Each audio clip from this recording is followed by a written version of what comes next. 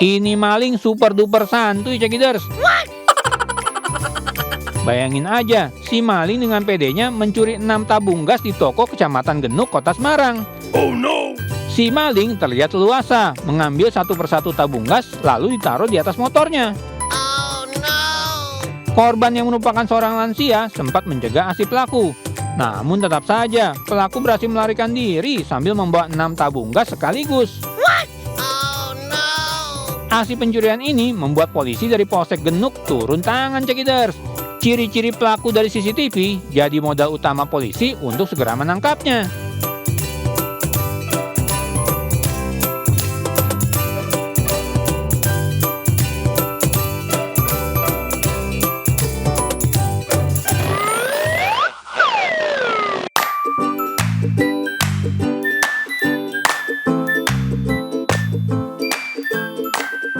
Ini bocil-bocil udah berani nyolong helm, cekiders. Wow! Mereka berdua nekat mencuri helm dari motor lain tuh. Oh no! Karena panik, bocah ini nyaris ditinggalkannya. Woi Tong, siapa yang ngajarin sih? Masih pada bocah udah nekat jadi maling. Aduh.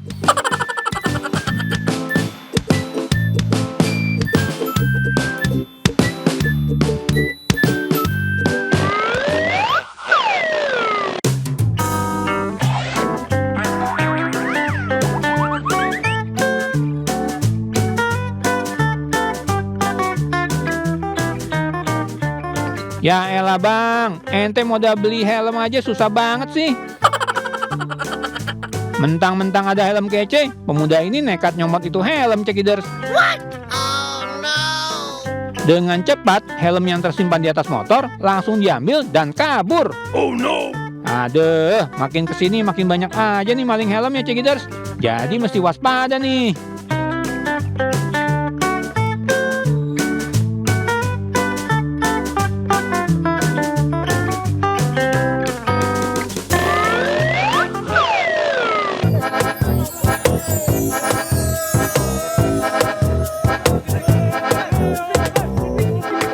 Lagi dan lagi ulah WNA di Bali bikin geleng-geleng kepala. What? Potongan video viral ini memperlihatkan aksi tidak senonoh oleh WNA di tempat umum. Wow! Dua WNA laki-laki ini terlihat menunjukkan alat kelamin mereka ke pengendara yang melintas. Oh no! Usut punya usut, kedua WNA ini diduga dalam pengaruh minuman keras, cekiders. Aksi WNA ini jadi sorotan petugas terkait dan akan ditindak tegas, cekiders.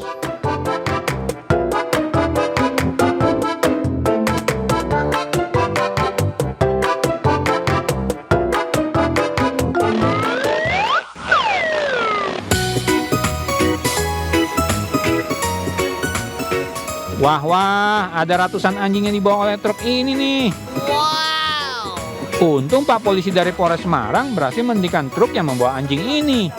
Anjing-anjing ini berasal dari Subang dan rencananya mau dikirim ke wilayah Solo. Ironisnya, ratusan anjing tersebut dalam kondisi terbungkus karung serta diikat tali pada mulut dan kakinya. Karena mencurigakan, maka polisi memeriksa dokumen pengiriman anjing yang diduga menyalahi aturan, cekiders. Kalau benar terbukti melanggar, langsung tindak tegas aja Pak Polisi.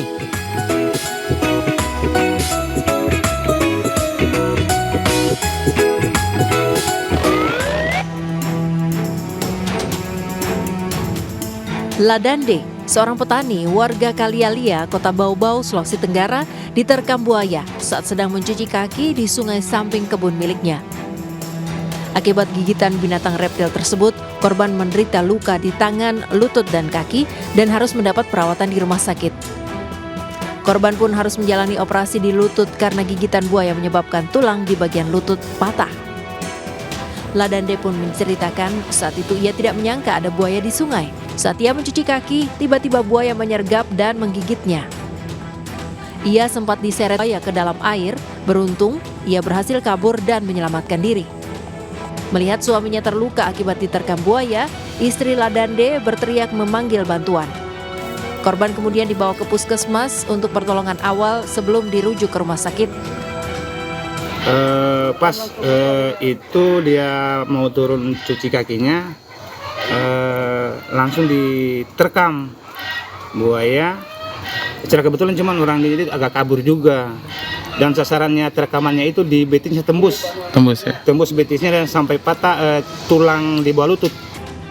Kasus buaya menyerang warga di Sungai Kantalai bukan pertama kali terjadi. Sebelumnya, seorang warga yang sedang mandi di sungai juga diterkam buaya. Beruntung, korban dapat menyelamatkan diri.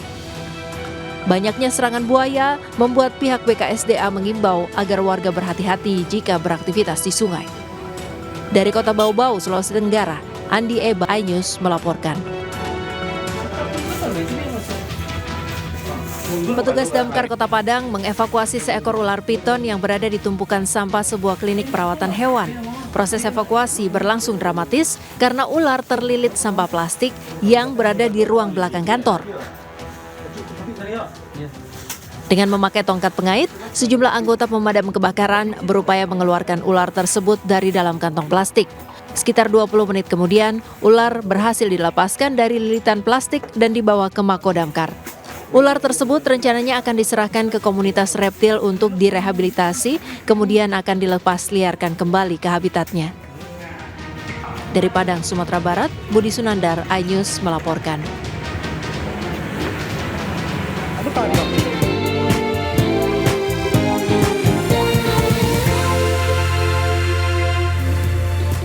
Halo pemirsa, selamat pagi. Anda menyaksikan Buletin iNews Pagi bersama saya Priska Papilaya. Sejumlah informasi bisa Anda saksikan selama 1 jam ke depan. Dan inilah informasi selengkapnya dalam Buletin iNews Pagi.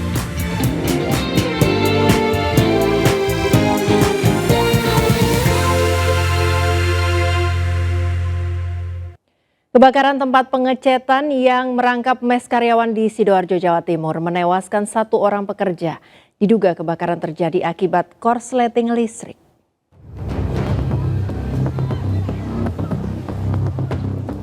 Kebakaran di tempat pengecatan merangkap mes karyawan di Kecamatan Taman Sidoarjo pertama kali diketahui karyawan yang sedang bekerja. Kobaran api terlihat dari salah satu ruangan dan dengan cepat merambat ke ruangan lainnya. Banyaknya material mudah terbakar dan bangunan yang terbuat dari kayu membuat upaya pekerja memadamkan api menjadi sia-sia.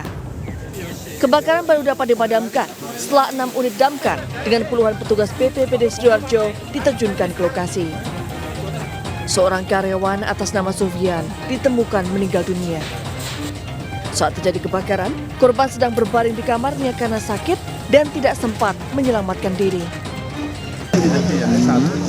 Yaitu tadi yang tidur sakit, keadaan sakit, api sudah menjalar keras, tidak berani pegawai atau warga membantu masuk, tidak berani kan sudah anginnya kencang, apinya juga besar karena bawah itu banyak tiner-tinernya.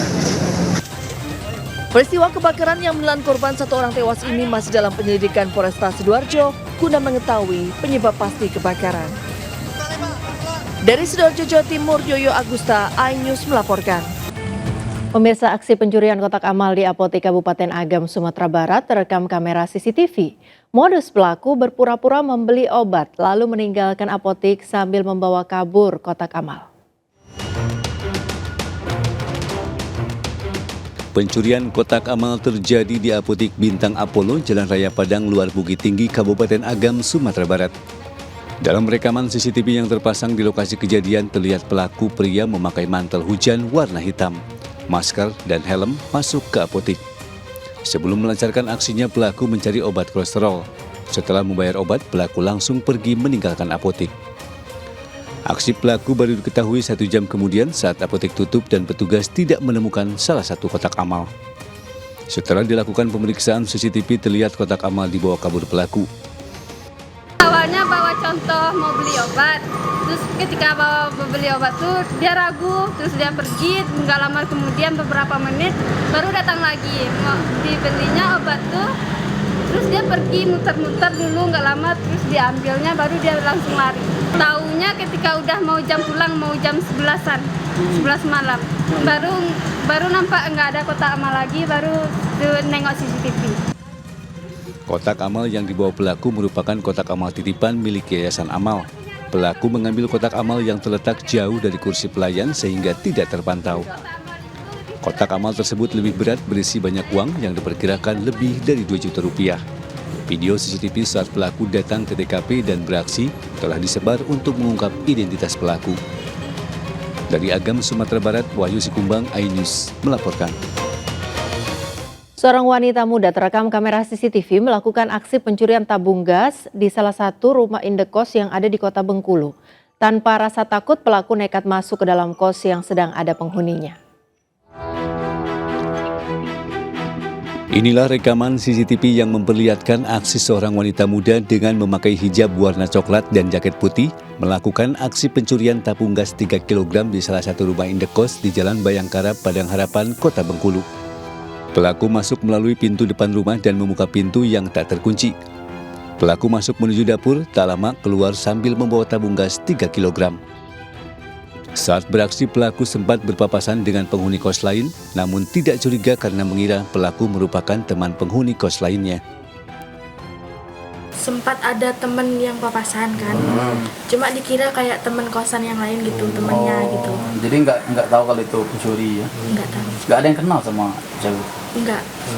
Pakai masker atau gimana di rekaman CCTV? Nggak pakai masker orangnya. Nggak pakai masker orangnya, tapi pakai hijab ya? Iya. Korban belum melaporkan kejadian ini ke pihak yang berwajib, namun video aksi pelaku telah beredar di media sosial dan menuai beragam komentar. Dari Kota Bengkulu, Endro Driawan, iNews melaporkan. Pencurian 3 tabung LPG, ponsel, dan uang tunai di sebuah kedai ayam goreng di Mojokerto, Jawa Timur terekam CCTV. Pelaku masuk ke dalam warung dengan membobol gembok rolling door.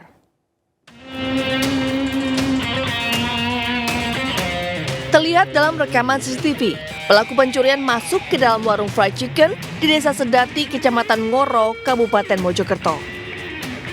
Dari rekaman CCTV terlihat cukup jelas wajah pelaku. Usai beraksi, pelaku keluar warung dengan membawa kabur 3 buah tabung gas melon, 1 unit ponsel, dan uang tunai Rp300.000. Pencurian baru diketahui karyawan warung makan saat datang pagi hari.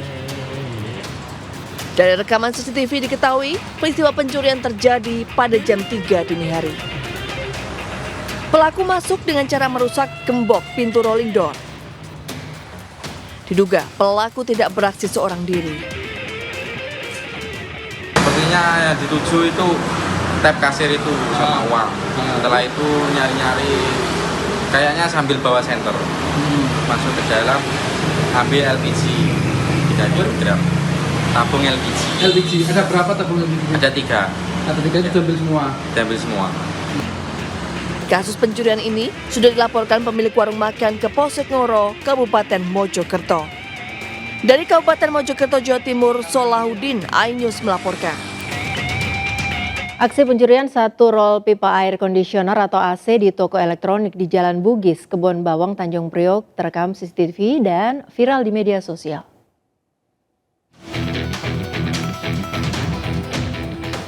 Inilah rekaman kamera pengawas atau CCTV yang memperlihatkan aksi pencurian 1 rol pipa air kondisioner atau AC yang berada di toko elektronik Jalan Bugis, Kebon Bawang, Tanjung Priok, Jakarta Utara. Terlihat 2 orang pelaku yang berboncengan sepeda motor berhenti di dekat toko elektronik ini. Dan salah satu pelaku bertugas mengambil 1 rol pipa AC yang dipajang di pagar. Dengan cepat para pelaku langsung melarikan diri. Saat ditemui pada Senin sore, Mary, pemilik usaha elektronik tersebut, mengatakan pelaku nekat beraksi di mana warga sedang ramai berlalu lalang. Para pelaku yang berjumlah 2 orang pun mencuri 1 rol pipa AC sepanjang 30 meter dengan harga Rp1.500.000. Ya pas saya nyari pipanya kok nggak ada gitu, langsung pas ngecek. Wah emang kita jual kan enggak masukin juga kan enggak masukin. Terus langsung ngecek CCTV. Ini malingnya. 2 orang itu? Iya. Ini apa sih yang diambil? Pipa AC. Oh, pipa AC.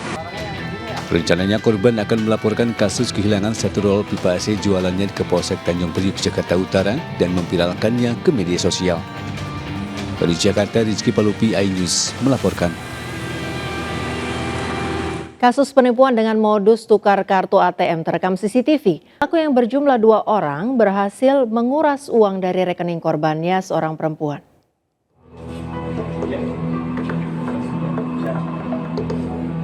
Dalam rekaman kamera pengawas CCTV nampak seorang pria yang mengenakan peci berwarna putih ini sepintas tengah mengambil uang di mesin anjungan tunai mandiri atau ATM. Setelah selesai, pria tersebut mempersilahkan perempuan yang ada di belakangnya untuk menggunakan mesin ATM tersebut.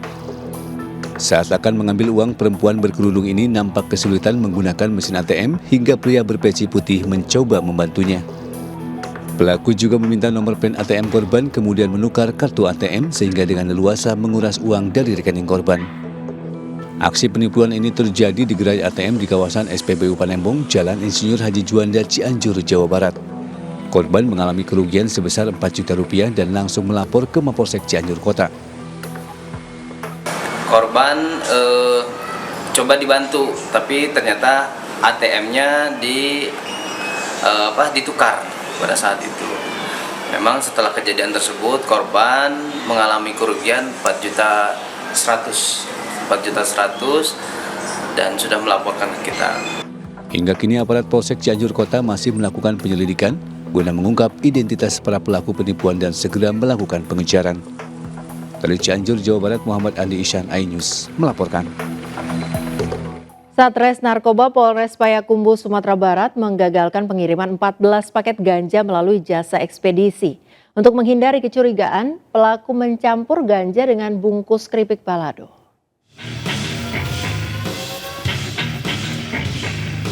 Mendapat informasi kiriman paket mencurigakan dari sebuah ekspedisi, tim Satres Narkoba Polres Payakumbuh langsung menuju lokasi untuk memeriksa paketan tersebut. Benar saja, setelah dibuka, paket tersebut berisi 14 ganja kering yang dicampur dengan keripik balado. Petugas lalu melakukan pengintaian dengan cara menahan paket tersebut. Beberapa hari kemudian, tersangka yang datang ke ekspedisi untuk menanyakan paket yang belum diterima di Bandung langsung dicokok oleh petugas. Sementara satu rekannya ditangkap saat menunggu di luar. Pelaku mengakui paket ganja tersebut miliknya dan akan dikirim kepada temannya di Bandung.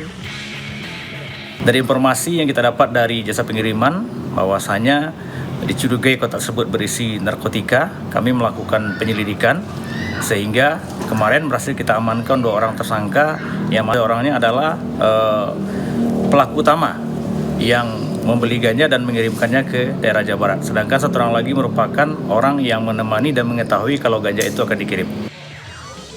Kedua tersangka saat ini telah diamankan di Mapolres Payakumbuh untuk menjalani pemeriksaan lebih lanjut. Dari Payakumbuh, Sumatera Barat, Agung Sulistyo, iNews melaporkan. Puslap-4 Mabes Polri melakukan olah tempat kejadian perkara lanjutan robohnya tembok pembatas SPBU yang menewaskan 3 orang dalam satu keluarga di kawasan Tebet, Jakarta Selatan. Petugas membawa material bangunan tembok untuk dilakukan uji laboratorium. Petugas Puslap-4 Mabes Polri bersama petugas Polsek Sektor Tebet, Jakarta Selatan kembali melakukan olah TKP lanjutan tembok roboh. Olah TKP lanjutan dilakukan oleh petugas Puslap-4, mulai dari pengukuran panjang, lebar, hingga ketebalan tembok yang runtuh.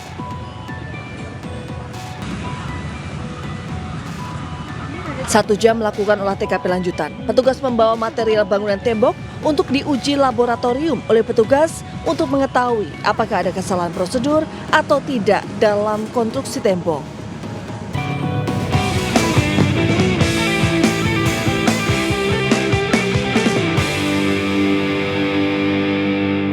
Pemirsa, salah satu caleg Partai Gerindra melakukan aksi sawer uang kepada emak-emak di Kota Depok. Atas kejadian ini, Ketua DPC Partai Gerindra Kota Depok menyerahkan kasusnya kepada pihak Bawaslu Kota Depok. Inilah suasana salah satu caleg Partai Gerindra membagikan uang kepada emak-emak. Pembagian uang terjadi saat kampanye dengan acara tebus murah sembako di wilayah Pasir Putih, Kota Depok pada hari Minggu lalu. Warga sempat membenarkan adanya bagi-bagi uang tunai dari seorang caleg Partai Gerindra.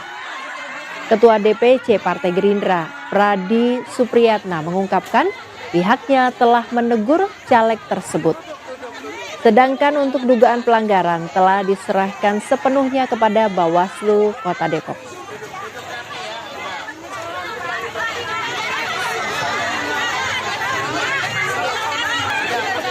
Pemirsa, gaya debat Cawapres nomor urut 2 Gibran Rakabuming Raka yang meledek jawaban dari Cawapres nomor 3 Mahfud MD dalam debat menuai reaksi keras dari netizen.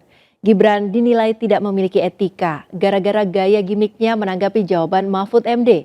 Tidak hanya Mahfud MD, Gibran juga kerap menyerang Cawapres nomor 1 Muhaimin Iskandar.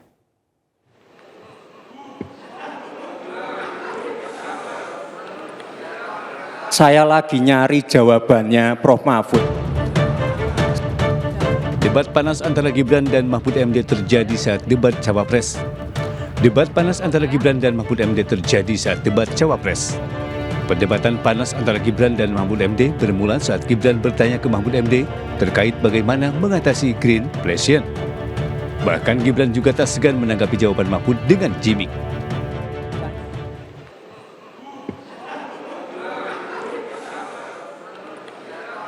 Saya lagi nyari jawabannya Prof. Mahfud. Saya nyari-nyari di mana ini jawabannya. Kok nggak ketemu jawabannya?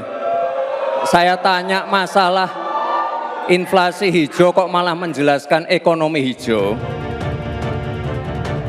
Saya juga ingin mencari itu jawabannya ngawur juga itu. Gila ini. Ngarang-ngarang ndak karuan, mengkaitkan dengan sesuatu yang tidak ada, gitu ya. Begini loh, kalau akademis itu gampangnya kalau bertanya yang kayak gitu-gitu tuh recehan, gitu. Recehan.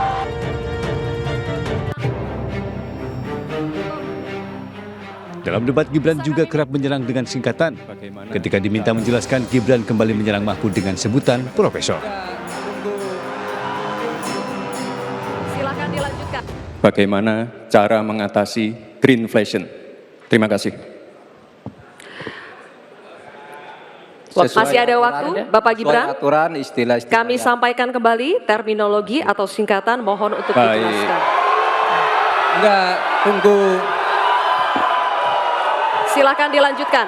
Masih ada waktu. Ini tadi tidak saya jelaskan karena kan beliau kan seorang profesor. Sesuai dengan aturan. Greenflation adalah inflasi hijau. Sesimpel itu. Selanjutnya, kami persilakan kepada calon wakil presiden nomor 2. Setelah waktu jawaban Mahfud habis, Gibran pun meledek dengan bahasa tubuhnya, menengok kepala ke kanan dan ke kiri sembari mencari. Setelah itu, Gibran berkata masih mencari jawaban Mahfud MD. Saya lagi nyari jawabannya Prof. Mahfud. Menanggapi hal itu, Mahfud pun kembali berbalas meledek Gibran dengan gerakan tubuhnya sembari mencari. Saya juga ingin mencari jawabannya ngawur. Serangan Gibran juga ditujukan ke Cawapres nomor urut 1 Muhaimin Iskandar tentang catatan. Muhaimin langsung membalas serangan Gibran. Dan intensifikasi lahan. Baik, terima kasih. Enak banget ya Gus ya, jawabnya sambil baca catatan tadi itu. Terima kasih. Saya catat sedikit. Yang penting ini bukan catatan Mahkamah Konstitusi. Sementara itu, gimmick Gibran saat debat dikritik netizen. Bahkan sempat menjadi trending topik. Sayangnya, mayoritas komentar justru menyesalkan apa yang dilakukan Gibran dalam debat. Tim Liputan iNews melaporkan.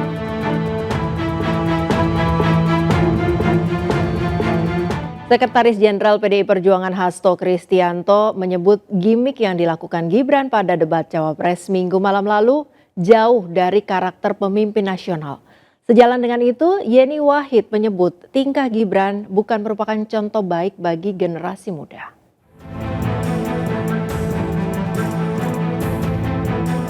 Pendapat Hasto Kristianto disampaikan usai melihat debat Cawapres. Hasto menilai Gibran kerap menyerang personal, sama seperti yang dilakukan Gibran pada debat 22 Desember 2023 lalu. Sikap Gibran dalam forum resmi nasional itu tidak menunjukkan sifat kedewasaan seorang pemimpin. Sekjen PDI Perjuangan itu menyebut sikap Gibran semakin jauh dengan karakter Presiden Joko Widodo yang merupakan ayah Gibran. Kami sangat sayangkan tadi hal-hal yang sifatnya personal dibawa di dalam debat dan menunjukkan bahwa kedewasaan seorang pemimpin itu memang sangat penting. Ini mungkin karena 3 bulan intens dengan Pak Prabowo sehingga aspek-aspek sikap emosional dari Pak Prabowo itu menular ke Mas Gibran. Sehingga Mas Gibran justru semakin jauh dengan Pak Jokowi.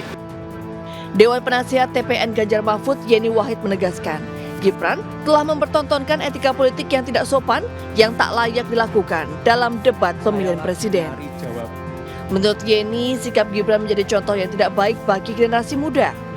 Ketidakmampuan menyampaikan substansi ditutup dengan cara penyampaian ekspresi dan gaya yang menyerang personal.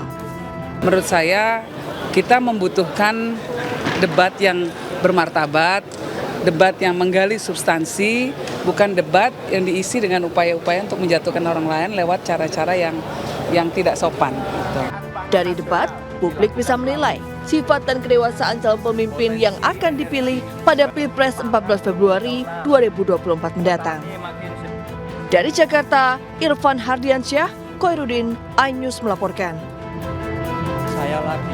Nama Thomas Lembong berulang kali disebut calon wakil presiden nomor urut 2 Gibran Rakabuming Raka saat terlibat debat dengan calon wakil presiden nomor urut 1 Muhaimin Iskandar. Gibran bahkan menuding Caimin mendapat contekan dari Tom Lembong. Menanggapi hal itu, mantan Menteri Perdagangan Presiden Jokowi menganggap mungkin Gibran sedang rindu padanya.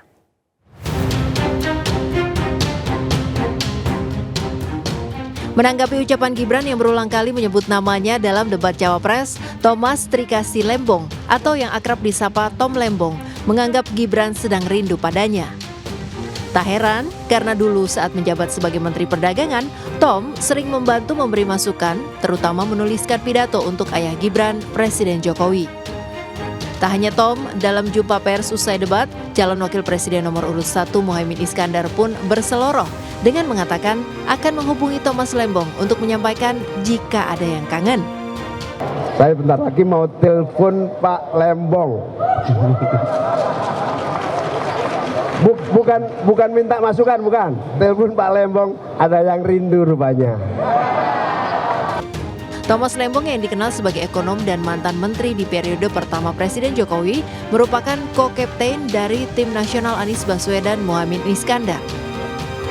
Tom terjun ke dunia politik sejak tahun 2013. Kala itu Tom menjabat sebagai penasihat ekonomi Gubernur DKI Joko Widodo. Tom juga menjadi penulis pidato untuk Jokowi saat menjabat sebagai Gubernur DKI hingga masa jabatan pertama sebagai Presiden. Pidato tulisan Tom untuk Jokowi yang paling ikonik adalah pidato Game of Thrones pada pertemuan IMF Bank Dunia 2018 dan pidato Thanos di Forum Ekonomi Dunia. Calon Presiden nomor urut 3 Ganjar Pranowo mengingatkan semua pihak untuk menjaga pemilu dari kecurangan. Sebagai antisipasi, Ganjar menyebut telah menyiapkan tim pemantau dengan teknologi informasi agar perhitungan suara dari TPS hingga pusat bisa terpantau. Luar biasa. Terima kasih. Kesiapan tim pemantau perhitungan Pilpres disampaikan Ganjar Pranowo saat berkampanye di Lampung Selatan, Lampung, Senin siang. Calon Presiden nomor 3 tersebut menyampaikan tim pemantau disiapkan tidak hanya di tingkat TPS, tetapi juga perhitungan suara dengan dibekali teknologi informasi sehingga bisa memantau bila terjadi kecurangan pada rekapitulasi Pilpres. Ganjar menekankan semua pihak untuk sama-sama berupaya menjaga suara sejak dari tingkatan TPS hingga ke tahap teratas, yaitu rekapitulasi terakhir. Baik pada satu tingkat lagi yang kawan-kawan yang menjaga TPS, termasuk nanti rekap dalam setiap tahapan, dan ini butuh pengawasan yang sangat serius, jangan sampai ada kecurangan di sana. Kita sudah siapkan tim untuk yang memantau teknologi informasinya agar ketika hitungan ini sudah sesuai, maka tidak ada lagi yang mengganggu melalui teknologi informasi. Dalam kesempatan tersebut, Ganjar juga menyampaikan kekagumannya melihat antusiasme puluhan ribu warga yang meramaikan kampanye terbuka di lapangan Expo Kalianda. Menurut Ganjar, antusiasme warga tersebut memberikan gambaran bahwa seluruh lapisan masyarakat di Lampung siap memenangkan pasangan calon presiden dan wakil presiden nomor urut 3. Dari Lampung Selatan, Lampung, Heri Fulistiawan, iNews melaporkan.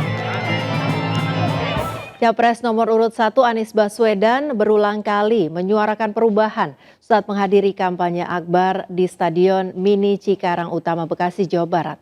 Sementara calon presiden nomor urut 2 Prabowo Subianto berjanji tidak akan mengimpor barang-barang dari luar negeri saat menemui pedagang bakso dan mie ayam serta pelaku UMKM di Kota Bekasi.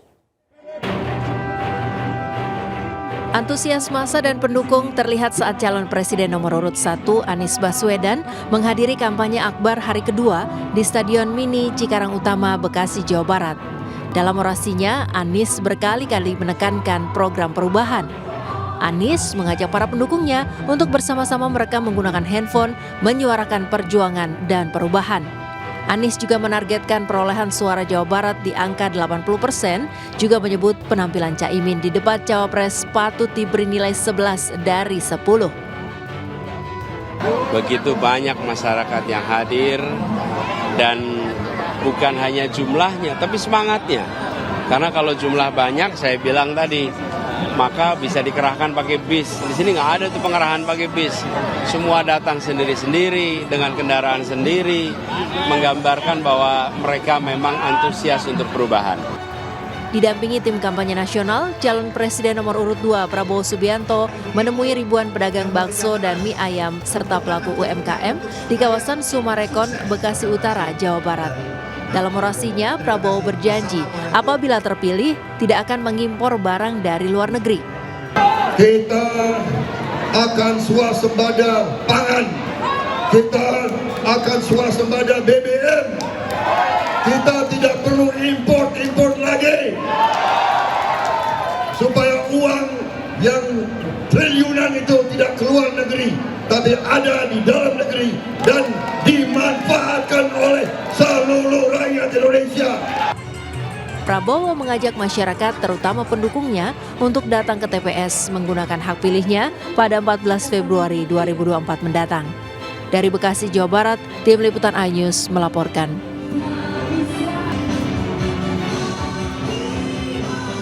Pemirsa, jelang pemilu 2024, Partai Perindo menjamin para calegnya di berbagai daerah di Indonesia memiliki integritas tinggi dan anti korupsi.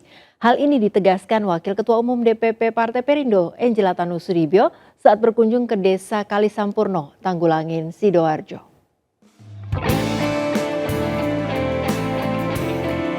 Beberapa pekan jelang pelaksanaan pemilu 2024, caleg DPR RI Dapil Jatim 1 dari Partai Perindo, Angela Tanusudibyo, terus mengoptimalkan masa kampanye dengan mengunjungi warga desa Kalisampurno, Tanggulangin, Sidoarjo. Di hadapan para warga, Angela menegaskan dan menjamin para caleg Partai Perindo memiliki integritas tinggi dan anti korupsi. Bapak Ibu, untuk Partai Perindo saya bisa yakinkan, kami selalu konsolidasi dan betul-betul kami tanamkan dalam semua kader-kader Partai Perindo. Kita tidak boleh korupsi, karena yang kita perjuangkan ini adalah hasil keringat rakyat. Dalam kesempatan ini, Angela juga melayani warga desa mendapatkan sembako murah yang dapat ditebus hanya Rp5.000 per paketnya. Senang sekali, Pak. Kenapa senang ini, Bu?